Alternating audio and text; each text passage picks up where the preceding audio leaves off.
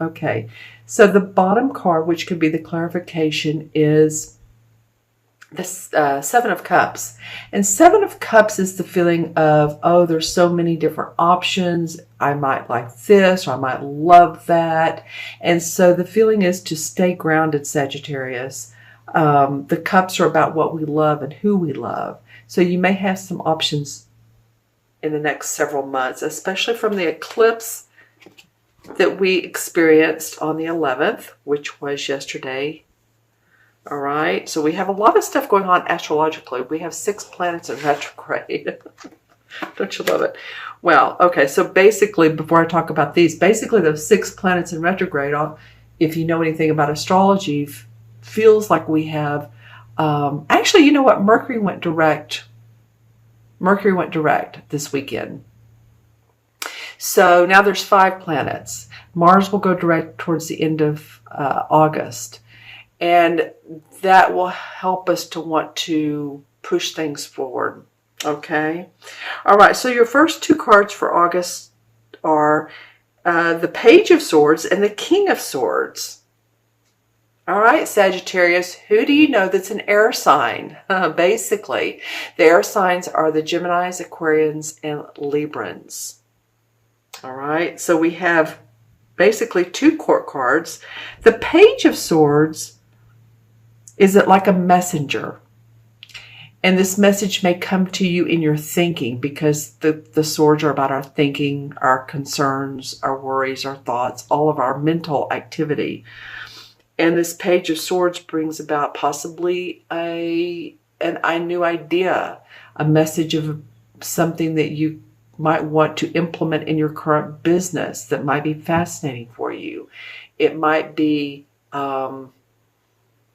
this also may represent a child who is an air sign. You have that going on as well. So for some of, the court cards are different for different people, because they're actually usually people, unless it's your rising sign, okay, which would, of course, would still be you. But here we have the King of Swords. And the King of Swords represents someone who is a great thinker, someone who may teach, a professor at college, a philosopher, someone who's made great decisions in business, and you can count on them for their intellect and their input. Again, I want to go towards philosophy, but it covers the gamut. The King of Swords has mastered his decision-making, his mental thinking, his intellect, etc. So you understand what I'm saying. Now, again, this can represent a Libra, a Aquarian, or a Gemini. So this person may be a benefit to you. Or you may say, you know what, that is my son-in-law, or that is my cousin, or that is someone at work, and I just can hardly take them because they think they know everything. It may be that sort of deal too, that this person just thinks they know everything there is to know, and they let everybody else know it as well. So you have 2 of these same types of cards. They're both court cards in the swords. So you'll will have to put in the comments below. They both have trees around them. They're both sitting outside with this sort of wavy green earth. And then they have water behind them as well. And these clouds. Let me see if there's anything intuitively I get as well as... the other thing too, it could be you just sort of mastering the art of your thinking, your ability to make decisions and make great ones. You have opportunities coming up. This could be a young person who just really cuts to the chase. If this is a child, then, they're pretty sharp-witted. Let me just say that. Okay, let's look at the 2 for September. Wow, the Hierophant came up for Scorpio too. Haven't seen the Fool card this particular series, and you all are Sagittarius last, but of course not least. I always look forward to you all. And so we have 2 sword cards. We have 2 major arcana cards. I like the fact that we have the Hierophant, who's all about school, learning, could be a priest, could be a pope, could be a higher intellect. Let's see, how do I want to say this? Spiritual school, just a lot of deep learning around the Hierophant card. It could be an authority figure too. Could be. But what is nice around this is the Fool, his merry way. You know, he's really the first card of the major arcana. It just means he's lighthearted, he's happy, hasn't learned much in life.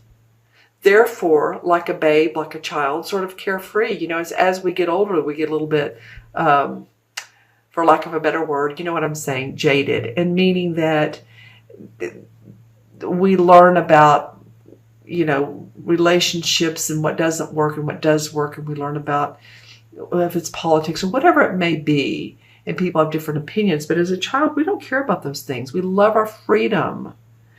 And so there's a lot to be said about having freedom within a structured society. This would represent a structured society. And I just feel like a lot of you Sagittarians feel maybe, or some of you, let me know in the comments below, some of you feel like you're like you have a straitjacket on, not literally, but figuratively a straitjacket, and you're feeling like you just want some elbow room. And that may be in your workplace, it may be in relationships, it may just be that you've been working a lot and you feel like things are sludging right along, which would be apropos for Mercury being retrograde for 3 weeks and Mars retrograde, because Mars is, of course, the planet of action. Not been a lot of action. So there will be. And so that being said, I just feel like you all want to put forth your talents, your abilities, and there's a lot of being able to feel free in a structured society. Okay, I'm just going to leave it at that. And you interpret it what it means to you. And it might mean that too you're taking some metaphysical courses. Excuse me, metaphysical courses. And that could be this too as well. Okay, so this is for Sagittarius, Sun, Moon, and Rising. Remember, this is for your Sun, Moon, and Rising signs. Always watch your Moon and Rising as well. I will get this out today, meaning my voice. My nose is a little stopped up today. We're having rain, so few allergies. Okay, well, here I see it. I see the mask in the crystal. I saw it for probably the first 4 out of 5 signs, and then a couple more later I saw it, and then I haven't seen it in a while. But I'm seeing this mask in this crystal.